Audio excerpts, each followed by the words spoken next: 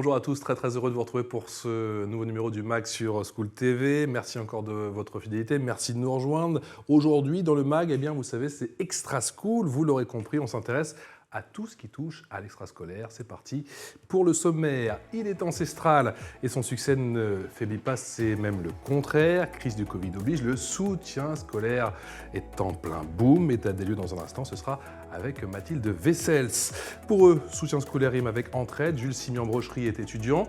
Youssef Zakaria est lui entrepreneurs, leur point commun, ils sont brillants et, ah oui, j'ai oublié, ils ont tous deux monté, il est vrai, une plateforme d'entraide pour le soutien scolaire et ça cartonne. Présentation dans un instant d'Extra Student et de Meet in Class. Quel avenir pour le soutien scolaire et surtout sous quelle forme? Quel rôle pour le numérique? Vous allez voir aussi qu'une plateforme permet aux seniors de transmettre leur savoir, de quoi forcément renforcer le lien intergénérationnel. Je vous présente mes invités en plateau. Jules Simian-Brocherie, merci d'être avec nous. Vous êtes fondateur de Extra Student. Et puis via Skype, Youssef Zakaria, merci d'être avec nous en direct. Vous êtes le cofondateur de Meet in Class. On sort la loupe. Et la loupe, c'est avec vous, ma chère Mathilde. J'espère que vous allez bien. Très bien, Patrice, merci. Le soutien scolaire en chiffres, ça donne quoi? Si je vous dis 2 milliards d'euros, ça vous fait penser à Ça quoi? fait une sacrée somme. Effectivement, eh bien, ce chiffre représente le marché du soutien scolaire en France en 2020. Des chiffres qui explosent évidemment depuis la crise sanitaire. Alors, il faut savoir quand même une chose, c'est que la France est le premier sur le marché du soutien scolaire en Europe. Plus d'1 million d'élèves sont concernés. On parlait du Covid, ça a eu un impact sur le soutien scolaire? Ah oui, et pas qu'un peu. Le soutien scolaire est en hausse depuis l'été 2021. Le site d'ailleurs de soutien scolaire qu'on connaît tous, Acadomia, enregistre une hausse de 50% au mois de juin 2020. Donc ça, c'est juste après le confinement, soit une hausse de 23% par rapport à l'année précédente. Les cours également pendant l'été 2020 ont augmenté de 35%. Cette hausse, évidemment, s'explique suite aux élèves qui n'ont pas forcément eu cours, puisqu'avec le Covid, etc., c'est un peu tout basculé. Et pour continuer dans les chiffres, un lycéen sur 3 et un collégien sur 5 bénéficient de cours extrascolaires. En moyenne, ces élèves bénéficient d'une heure, 1h30 de cours par semaine. C'est pas négligeable, ça fait 40 heures par an. Voilà, pour les chiffres. Mathilde, si on oublie un instant, s'il vous plaît, le Covid, comment on explique justement cette passion des Français pour le soutien scolaire? Je ne sais pas si on peut parler de passion quand même, mais déjà pour plusieurs raisons. Déjà, c'est vrai que le niveau scolaire baisse en France depuis plusieurs années, notamment en français et en maths. D'après les études PISA de l'OCDE, des classes surpeuplées également, des programmes qui sont malheureusement pas achevés, et les accès également aux grandes écoles et aux filières prestigieuses de plus en plus sélectives. Et contrairement à ce qu'on pourrait penser, figurez-vous que ce ne sont pas les élèves les plus en difficulté qui ont recours à ces cours-là, c'est des élèves plutôt moyens qui ont envie justement de s'améliorer. On imagine que tout cela a un prix? Et oui, alors effectivement, on n'est pas tous égaux face à l'éducation, on l'a vu avec le Covid. Il est évident que toutes les familles ne peuvent pas payer à leurs enfants des cours de soutien scolaire. Ça a un coût, il faut compter en moyenne 1 500 € par an, par enfant. Alors si vous avez 2-3 enfants, c'est mal barré. En détail, il faut compter entre 25 et 35 € de l'heure en Île-de-France. Et c'est pour ça que les cours non déclarés explosent depuis des années. Ça représente 80% quand même du marché. Pas déclaré, puisque évidemment c'est plus attractif. Les parents d'élèves déboursent en moyenne 12 à 25 € par semaine au lieu de 35. C'est quand même plus intéressant. Est-ce que l'État met un petit peu la main à la poche? Oui, et ça, c'est bien de le savoir. Tous les parents ne le savent pas. Effectivement, l'État prévoit un avantage fiscal de 50% sur les frais des cours de soutien scolaire sur une année. Si, par exemple, vous déboursez 2 000 € pour votre enfant sur l'année, eh bien, avec les justificatifs qui vont avec, vous déclarez donc 2 000 € et l'État vous rembourse 1 000 €. Et c'est pas négligeable et c'est bien de le savoir. On va poser bien évidemment la question à nos invités, mais je vous pose la question en premier. Le soutien scolaire, c'est efficace? Écoutez, normalement, oui. D'après le site de soutien scolaire Cartable, les élèves ayant suivi des cours de soutien chez eux ont gagné 3,9 points sur leur moyenne. Alors attention. Ils ne vont pas dire le contraire. Voilà, c'est un peu de la publicité, on va pas se mentir. Donc bon, on garde un peu de recul, mais tout de même, il faut rester prudent. Il s'agit d'indications venant d'un site donc de soutien scolaire. Mais en tout cas, si on regarde un petit peu partout, il faut compter 1 point de plus quand même sur les notes des élèves qui ont des cours à côté de l'école. Expression orale, c'est tout de suite. Et je vous représente mes invités. Jules Simian-Brocherie, rebonjour. Vous êtes fondateur d'Extra Student. J'essaie de mettre un petit peu d'emphase, je donne un petit peu l'accent. Extra Student. Et toujours via Skype avec Youssef Zakaria, qui est cofondateur de Meet in Class. Je vais commencer avec vous, Monsieur Zakaria. Est-ce que pour vous, il y a une culture du soutien scolaire en France? Ah oui, clairement, en gros, c'est le champion européen du soutien scolaire. Et ça, ce n'est pas un secret. Donc, les chiffres dits par Mathilde au début, c'est 2 milliards de dollars ou d'euros de marché. Donc, c'est un marché énorme et la France est le plus grand marché européen. Et donc, il y a plusieurs raisons qui peuvent expliquer ça. La première, c'est qu'il y a une énorme compétition. Donc, les classes préparatoires, c'est pas donné. Et donc, on a envie d'être bon, que ce soit en maths ou dans les matières principales, donc français et anglais. Et du coup, énormément de Français des bourses, beaucoup d'argent. Donc, les chiffres ont été très clairs au début. Et je les confirme, moi, je les connais. Donc, c'est vraiment les chiffres du soutien scolaire en France. C'est bien de le préciser, parce que c'est vrai que j'avais un petit peu blagué là-dessus. Monsieur Zakaria, les cours à domicile, ça a toujours existé. Dans quelle mesure ce marché est totalement en train de muter? Dans quelle mesure ce marché Est en train de muter? en train de muter? Oui. Bah, en fait, il y a une étude Xerfi qui montre qu'il y a une ubérisation de ce marché parce que, évidemment, bon, il y a une donnée, c'est que les agences de cours de soutien classiques, ce n'est pas 20 à 25 euros de l'heure, mais c'est plutôt 40 à 50 euros de l'heure. Hein. Les 20-25 euros l'heure, là, c'est vraiment des cours au black, non déclarés. Et donc, de plus en plus de parents soit prennent des cours non déclarés au noir, soit ils vont dans des plateformes qui proposent des cours à des prix plus abordables. Donc, notamment Meeting Class qui fait des cours à 15 euros l'heure, mais il y a aussi d'autres concurrents qui proposent des prix très très intéressants pour des services qui sont à peu près équivalents à ce que fait Academia ou Complétude ou leurs concurrents. Simeon Brocherie, vous faites le même constat? Oui, oui, clairement. Nous, on a fait deux constats. C'est déjà l'état de détresse dans lequel étaient les étudiants pendant la période de Covid. Et en parallèle, Premier confinement tout de suite? premier confinement tout de suite, mai 2020. Et en D'accord. parallèle, les propositions qui étaient faites par les plateformes classiques de soutien scolaire qui étaient très onéreuses. Donc en fait, détresse, mais pour répondre à la détresse des solutions payantes assez chères, pour moi, c'était pas logique. Donc, je me suis dit, comment faire barrière à ça? Créer une plateforme où tous les étudiants peuvent s'entraider ensemble, parce que quand il y a le rapport étudiant-élève ou élève-étudiant, il n'y a pas le Une rapport communauté professeur. d'entraide. Aujourd'hui encore, votre site est toujours à but non lucratif? Bien sûr, oui, oui. Et alors, à but non lucratif, non, en soi, puisque on est établi en En start-up. tout cas, il est gratuit, pardon. Mais il est pour la- gratuit, bien sûr, oui, D'accord. totalement. Et il le restera. Jules, vous avez 19 ans, c'est ça? Exactement. Étudiant en école de commerce, vous faites des allers-retours, si j'ai bien compris, entre la France et l'Espagne pour vos études. Le Maître Beau, c'est l'entraide, plateforme solidaire. Ça a commencé quand, justement, cette aventure extra-student? Vous nous avez dit qu'effectivement, le déclic, ça a été le premier confinement avec le coronavirus. Exactement. Donc, Extra Student, qui était nommé à la base élève solidaire, a commencé en mai 2020, voilà, le moment où le décrochage scolaire était réellement en hausse, à cause du fait que certains profs ne pouvaient pas assurer le suivi des cours. Et là, on s'y prend comment? On a l'idée. On a Ça, l'idée. c'est déjà très bien, mais justement, Ouais. comment on la met en œuvre? Comment on ose? Bien sûr, On y va. on a l'idée, on se dit, mais comment créer une plateforme lorsqu'on est étudiant? Enfin, moi, j'étais élève en terminale, puisqu'on ne sait pas comment mobiliser les professeurs, parce que généralement, le rapport est plus professeur-élève qu'élève-élève. Alors, on se dit, les élèves qui ont des compétences peuvent faire des cours à ceux qui n'en ont pas, ou alors ceux qui désirent en avoir. Alors, on a créé une plateforme où, en gros, c'était les élèves et les étudiants qui étaient ensemble en train de s'entraider. Et vous avez été surpris par la rapidité, la manière dont ça a appris, justement? Après, c'était un élan collectif, l'entraide pendant le confinement, l'entraide pour les soignants, l'entraide pour les personnes âgées. Donc je me suis dit pourquoi pas l'entraide entre étudiants et entre élèves. Donc oui, la dynamique a été assez forte rapidement et elle s'est poursuivie sur la durée. Donc Et alors concrètement, comment ça marche? C'est vous qui recevez les fiches? C'est vous qui les corrigez? Alors, Si c'est le cas, ça fait quand même beaucoup de boulot. C'est pour ça que je vous pose la question. Pour le premier site, c'était totalement ça. Donc, je recevais D'accord. les fiches, je les corrigeais, je les regardais, je me disais, bon, elles sont bonnes à mettre sur le site, je les mets. D'accord. Et après, on s'est développé, on a fait un autre site, puis un autre. Là, on en est à notre 3e version. Et on sortira notre application en mars-avril, cette fois avec beaucoup plus de fonctionnalités et puis l'apprentissage des 2 dernières années. C'est-à-dire beaucoup plus de fonctionnalités, quoi? Plus de fonctionnalités vis-à-vis des réseaux sociaux? Oui, vis-à-vis des- on va faire ce sera plus réseau social, il y aura plus d'interactions, plus de discussions qu'il y en avait avant. Avant, on était plus sur le partage de documents qui aide à l'apprentissage. Aujourd'hui, je veux vraiment qu'il y ait un rapport, je dirais pas d'apprentissage, mais je veux vraiment qu'il y ait un rapport, on transmet, et notamment par la discussion, donc on va appuyer sur ce domaine-là. Mathilde? Vous travaillez avec des professeurs, j'imagine, des universités ou des lycées, peut-être? Alors, on travaille avec eux pour qu'ils nous propagent dans leur lycée, qu'ils parlent de nous, parce qu'on est Oui, pour une solution, publicité. on est une solution gratuite et l'entraide scolaire, pour moi, c'est l'avenir. Voilà, on passe pas par d'autres biais. Le rapport est très sain, élève-élève, élève-étudiant. On n'a pas peur de demander à un étudiant une réponse à une question, alors qu'on peut peut-être avoir peur lorsque c'est un professeur. Pas parce qu'il est méchant, mais parce que voilà, normalement, on est censé avoir la réponse à la question si on a révisé notre cours.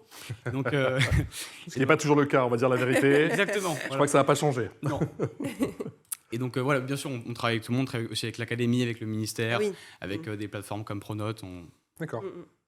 On est toujours en ligne avec Youssef Zakaria. Je rappelle que vous êtes cofondateur de Meeting Class. Le soutien scolaire, pour vous, est-il à la portée de tous ou vous l'avez justement rendu à la portée de tous? Je pense que le soutien scolaire est à la portée de tous parce qu'on a toujours un cousin, un grand frère qui peut nous aider à peu près gratuitement. On peut même parfois bénéficier d'un professeur à l'école qui reste un peu plus tard après les cours pour répondre à nos questions. On a toujours eu un prof comme ça. Donc c'est accessible. On a des parents qui aident leurs enfants, qui les aident très bien. En fait, finalement, ce que c'est le soutien scolaire, c'est pour les parents qui veulent déléguer cette tâche et la déléguer à des professionnels parce qu'on peut la déléguer à des personnes qui font ça bénévolement. Mais pour les déléguer à des professionnels, en fait, ça coûtait cher dans l'histoire. C'est-à-dire que, comme je disais tout à l'heure, les cours, c'était à 50 € l'heure si on prenait un cours individuel, ou les groupes, c'était plutôt à 20 €, mais c'était des gros groupes. Et donc, c'est pour ça que nous, on existe. C'est parce qu'on permet vraiment de créer des petits groupes de 4 élèves maximum et d'avoir des profs qui sont des superstars, c'est-à-dire un prof qui a fait Polytechnique, HEC, Sciences Po ou Centrale, ou qui est prof d'éducation nationale, et qui peut du coup aider des élèves qui sont en difficulté ou qui aient des grosses ambitions à un prix très abordable, qui est à 3 à 4 fois moins cher que ce que font des agences classiques de soutien scolaire. Donc on n'est pas les seuls à être dans cette vision de rendre accessible, mais en fait on a l'avantage d'avoir cet objectif de qualité. Donc l'idée c'est que quand on veut baisser le prix, souvent on va baisser la qualité aussi. Donc nous ce qu'on fait c'est finalement quand on garde les mêmes profs qui coûtaient cher quand ils étaient seuls, mais en partageant les frais de ces profs-là qui sont très bons, ça devient accessible via ce forum. Youssef Zakaria, pourquoi le chiffre 4, justement, dans votre vision, c'est un peu un chiffre magique? Expliquez-nous. Oui, parce que en gros, on a testé, tout simplement. Donc jusqu'à 4, ça permet de garder une personnalisation. Donc on n'est pas dans une classe, on est encore dans un cours particulier ou semi-particulier. Mais dès qu'on dépasse les 5, on commence à devenir un groupe, c'est-à-dire c'est un cours magistral et ce n'est pas du tout l'objectif de notre objectif parce que notre objectif c'est un accompagnement très individualisé. Donc on a testé plusieurs formats, on n'est pas les seuls d'ailleurs à les avoir testés, il y a beaucoup d'études qui montrent aussi que c'est jusqu'à 4 qu'on peut avoir une démarche individuelle. Quelle est l'importance de la dynamique de groupe, justement, dans votre projet? Alors, quand je donnais des cours individuels, ça m'est arrivé dans le passé, ça m'arrivait de croiser les bras et de regarder l'élève réfléchir par lui-même. Et en fait, c'est comme ça qu'on apprend, c'est en réfléchissant par nous-mêmes. C'est-à-dire que si on fait les devoirs à la place de l'élève, ça devient un assisté, c'est pas du tout l'objectif. Et du coup, quand on est dans un cours en petit groupe, on va avoir un élève qui va réfléchir par lui-même, on va voir l'autre. Et puis dès qu'il y en a un qui comprend, on va lui demander d'expliquer à son camarade. Et tout le monde comprend mieux. Celui qui explique en expliquant, il va mieux intégrer le concept qu'il vient d'apprendre. Et celui qui prend l'information, il apprend mieux de quelqu'un qui a le même âge, qui vient de l'apprendre. Et c'est du coup tout le principe de la dynamique de groupe qui fait qu'on apprend mieux quand on est ensemble. Youssef Zakaria, justement, je reprends vos propos, c'est donc, si je comprends bien, l'élève qui a compris le premier la leçon, qui explique à ses petits camarades, ça a quelle vertu au final? Ça a une vertu pédagogique évidemment parce que quand on échange les choses, on les apprend mieux. Il y a plein d'études d'apprentissage social qui montrent que seul on va vite, mais ensemble on va loin. C'est une citation très connue, mais ça a vraiment des études derrière qui le prouvent. Et en même temps, ça a des vertus économiques parce que quand on partage le prix du cours, évidemment, on ne pouvait jamais se payer quelqu'un qui a fait, qui est très pédagogue, qui coûte très cher si on le prenait individuellement, qui devient accessible à tous d'un coup grâce à cette mutualisation des cours. Donc finalement, ça a des vertus pédagogiques, mais aussi une vertu économique qui n'est pas négligeable. Négligeable, c'est le fameux gagnant-gagnant, on l'aura compris, la méthode, on l'a compris, participe à votre succès. Est-ce que l'environnement aussi? Oui. Je n'ai pas entendu. Est-ce que la méthode participe, on l'a compris, à votre succès? Est-ce que l'environnement aussi, où se font justement tous ces cours de soutien scolaire? Oui, c'est une bonne question. L'environnement joue pour beaucoup. Et nous croyons que pour apprendre des choses, il faut être proactif. C'est-à-dire que j'ai l'image en tête de l'élève que je vais voir chez lui, dans son canapé. Voilà, c'est pas forcément le bon environnement pour apprendre, alors que parfois, pour avoir la connaissance, il faut aller la chercher chez le prof ou dans la classe.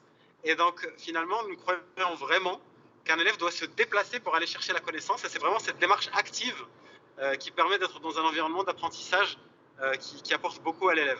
Quand on est passif et qu'on attend que le prof vienne chez nous en tant que cours individuel, souvent ça apporte moins de résultats parce que l'élève est dans une démarche très passive. Est-ce que justement, j'ai une question, la proactivité manque aujourd'hui dans les classes? Puisque les élèves, on est 30 par classe, effectivement, le cours se fait avec le professeur, mais on n'est pas forcément proactif en tant qu'élève, et c'est ce qui manque, et c'est ce qu'il n'y a pas justement dans ces cours que vous proposez. Effectivement, en fait, il y a deux extrêmes que nous évitons. Le premier extrême, c'est la classe, c'est le cours à 30, où il n'y a aucune proactivité, on écoute le prof parler.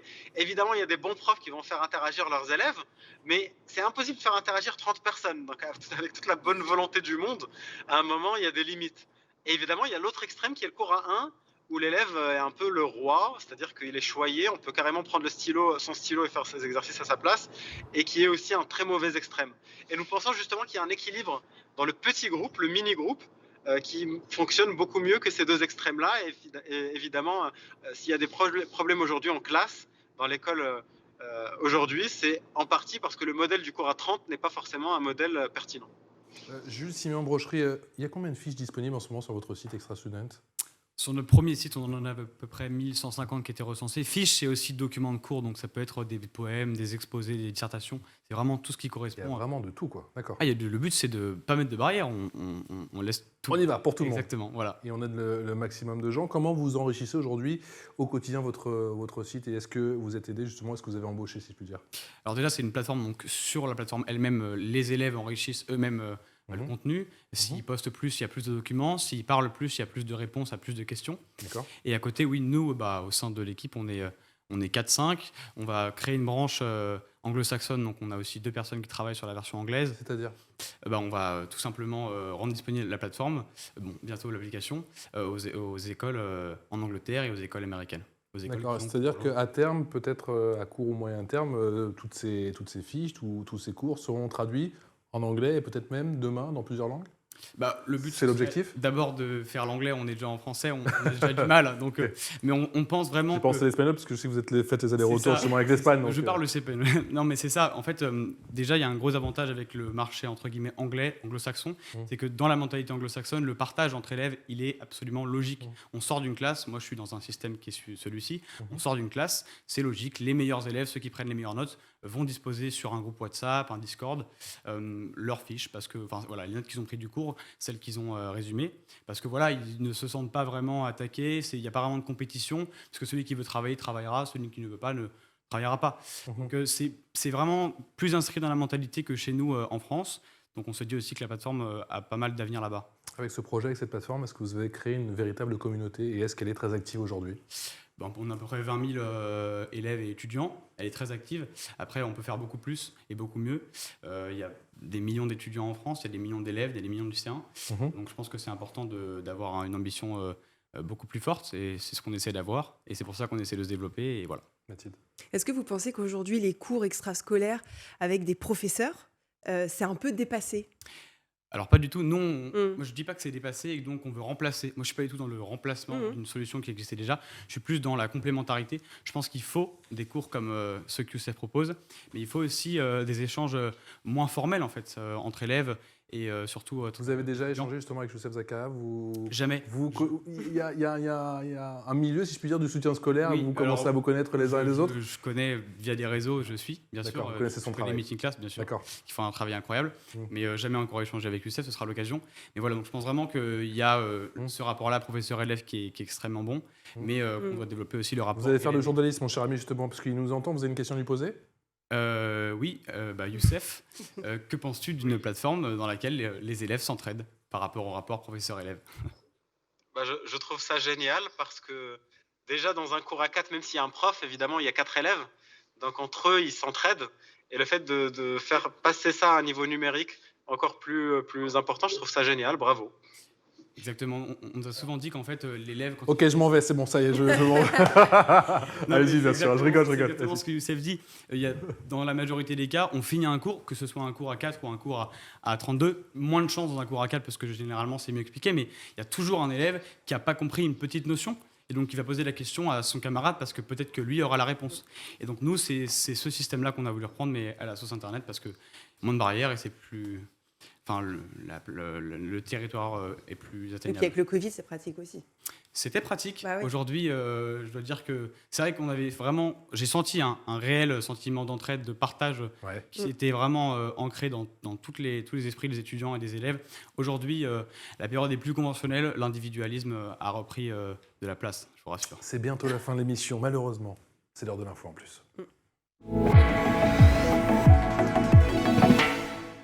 Et ma chère Mathilde, il existe des solutions d'aide à domicile qui favorisent le lien intergénérationnel. Dites-nous Et en oui, si vous plus. preniez, alors on parle d'étudiants, alors c'est super, mais si jamais vous avez envie de prendre des cours avec des anciens professeurs à la retraite ou même des seniors, eh bien c'est justement ce que propose le site Seniors à votre service, sur lequel des seniors d'expérience et des retraités offrent leurs services de soutien scolaire. Alors il existe quand même sur ce site-là 1950 candidatures. Je pense que vous trouverez votre bonheur. Et moi je trouve personnellement que c'est une super idée, déjà pour renforcer, vous l'avez dit, le lien entre ces deux générations qui souvent est un peu perdu malheureusement. C'est payant? Ah bah oui, bien sûr. Si vous faites appel à un professeur déjà à la retraite ou pas, faut quand même payer cette personne. Les tarifs évidemment varient en fonction des services. En revanche, l'inscription sur le site, lui, il est gratuit. Pareil, si vous êtes professeur à la retraite, que vous voulez vous inscrire pour poster votre annonce, c'est gratuit. Bon, en revanche, évidemment, il existe une formule premium, donc là qui est payante. Pour info, le site propose pas seulement des professeurs, il y a plein de services, le bricolage ou encore le babysitting, si jamais ça vous intéresse. Il s'agit quand même du premier site d'emploi des seniors en France, donc voilà, toujours sympa. Youssef Zakaria, les seniors qui viennent en aide justement aux jeunes générations, quel est votre sentiment? Est-ce que c'est une idée que vous auriez pu développer? On le développe déjà parce qu'une partie de nos professeurs sont retraités. Donc, on n'est pas du tout discriminant par rapport à l'âge ni à l'activité des professeurs. D'ailleurs, on a des professeurs d'éducation nationale, on a des ingénieurs, on a des chercheurs, on a des retraités. Et en fait, ceux qui décident de la qualité des professeurs, c'est les élèves. Donc, on leur demande de donner un avis sur les professeurs. Et d'ailleurs, j'ai une professeure en tête qui est ex-professeure de l'éducation nationale, mais qui est retraitée et qui a de très bons avis que les élèves adorent. Donc, clairement, je pense que c'est une bonne idée. Justement, quel est l'apport de ces seniors, si je puis dire? Et justement, on parlait de ce lien intergénérationnel qui se met en place. J'imagine qu'à l'heure actuelle, c'est d'autant plus important. Clairement, les seniors ont beaucoup de choses à apporter aux jeunes. Ils ont du temps et ils ont des choses qu'ils ont accumulées pendant toute leur vie, des connaissances. Donc clairement, c'est le moment qu'ils le partagent. Et donc, un, ils se sentent utiles, et deux, ils sont utiles. Donc c'est clairement quelque chose que j'encourage. Jules Simon Brocherie, il y a des seniors qui vous envoient des fiches ou pas? Il y en avait pendant la période du Covid. D'accord. Parce que c'était, on a vraiment fait un appel à tout le monde. Là, on avait dit, mais les professeurs, venez nous aider. D'ailleurs, l'appel s'est fait dans le sens contraire. C'est pas nous qui avons appelé les professeurs, mais c'est eux qui nous ont demandé via mail ou autre, est-ce qu'on peut nous aussi participer? J'allais pas leur dire non. Le sûr. but, c'était vraiment que tout le monde s'entraide. Donc oui, des professeurs et même des seniors ont participé. Même des psychologues d'ailleurs pendant la période de crise sociale qu'on a connue chez les étudiants en janvier, février, mars 2021. Donc oui, tout le monde contribue. C'est ça l'entraide, c'est qu'il n'y a pas de barrière. Donc, Et y compris des webmasters, y compris des juristes. Comment ça s'est passé justement à l'époque quand c'était, alors ça, je vais dire, au stade embryonnaire, quoi? exactement, vous avez bien raison. Oui, bien sûr, on a dû être accompagné. Moi, je veux dire, je ne savais pas ce que c'était qu'une entreprise, je ne savais pas ce que c'était qu'une association, je ne savais pas comment on développait un projet, je ne savais même pas que ça s'appelait un projet, en fait, le fait de créer une petite offre. Et donc, au fur et à mesure, on a voulu se développer. Alors, on a été rejoint, je n'ai même pas eu besoin de faire appel, on a été rejoint par... premièrement, un cabinet de design qui nous a refondé un peu notre charte graphique, ensuite un cabinet d'avocats et ensuite d'autres personnes par la suite qui m'aident tous les jours et qui m'aident à grandir personnellement, mais aussi sur le projet. Youssef Zakaria, et vous aussi, je vous propose d'écouter ce témoignage. Une autre jeune entrepreneuse, si je puis dire, en tout cas une entrepreneuse en herbe. Elle n'a que 16 ans, elle s'appelle Sarah Guinan et elle a créé une autre plateforme qui s'appelle Virtual Class. Je vous propose de l'écouter. Alors pourquoi avoir créé la classe virtuelle? Écoutez, on va en revenir au tout début. Du coup, mars 2020, Emmanuel Macron annonce que les écoles ferment. Il annonce que nous sommes en guerre. Et du coup, c'est la catastrophe du côté des étudiants. On ne sait pas trop comment on va faire, si on aura des cours, comment se motiver aussi. Donc je me suis tout de suite dit qu'il fallait faire quelque chose. Donc en fait au tout début c'était juste dans l'optique de créer un groupe d'entraide entre étudiants. Donc on était à peu près une dizaine à communiquer entre nous durant cette semaine-là. Et en fait après de fil en aiguille j'ai reçu des messages d'étudiants plus âgés qui ont proposé leur aide afin de nous dispenser de vrais cours en fait en visioconférence et tout ça gratuitement. Donc voilà, j'y ai pensé. Et ensuite, je me suis dit, mais pourquoi pas créer des cours virtuels en attendant que tout ça rentre en ordre pendant le confinement. Donc en fait, dès que l'idée m'est venue, en fait, on a tout de suite commencé à œuvrer pour ça. Donc j'ai contacté d'autres étudiants qui seraient potentiellement intéressés du coup pour nous donner des cours. Et voilà, ça s'est fait. Et en fait, en un week-end, on a réussi à constituer une véritable équipe avec un planning, avec des cours allant de 9h à 17h et on a commencé le lundi même. Voilà pour le témoignage de Sarah Guinan, qui a été jointe par Aude Quigné et Laura Girard de School TV, les étudiants profs qui viennent donc donner des cours gratuitement. L'idée, là aussi, est donc très intéressante. Youssef Zakaria, les jeunes ont des idées, du talent. Est-ce que toutes ces initiatives sont de nature à enrayer le décrochage scolaire en ce moment ? Je suis toujours pour les gens qui prennent des initiatives parce que, évidemment, celui qui bouge va créer plus de choses que celui qui ne bouge pas et notamment va aider des élèves en décrochage. Oui, parce que le fait de le faire gratuitement en plus et en visio quand on était confiné, c'est clairement une grosse valeur ajoutée. Donc, Meeting Class, la pierre qu'elle a apportée à ce moment-là, c'était effectivement des stages gratuits. Donc, je pense que c'était le bon moment de faire des choses comme ça. Et je pense qu'il y a eu beaucoup de projets dans ce sens-là.